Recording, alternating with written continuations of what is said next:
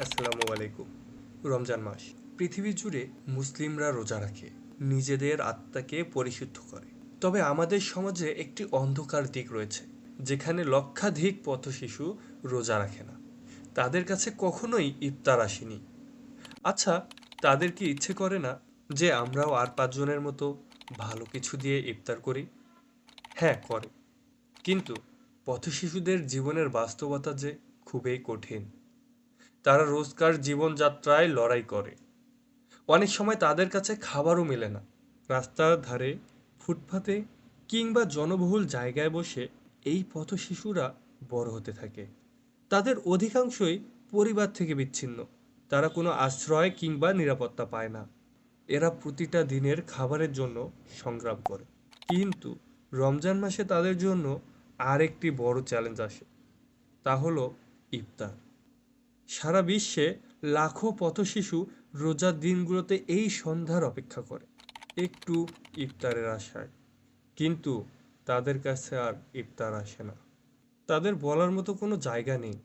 আপনি আপনার ইচ্ছা অনিচ্ছার কথা আপনার বাবা মা কিংবা ভাইয়ের কাছে বলতে পারেন। তারা কার কাছে বলবে, বলতে পারেন? না, তাদের অভিযোগ কেউ শুনে না, শুনতেও চায় না। কেউ কেউ আশেপাশে আসতেই দেয় না, আসলে আবার কুকুরের মতো তাড়িয়ে দেয়। মনে হয় তারা কোনো মানুষ নয়, পশু। আবার অনেকেই তো লাথি উষ্টা মারতেও ছাড়েন না।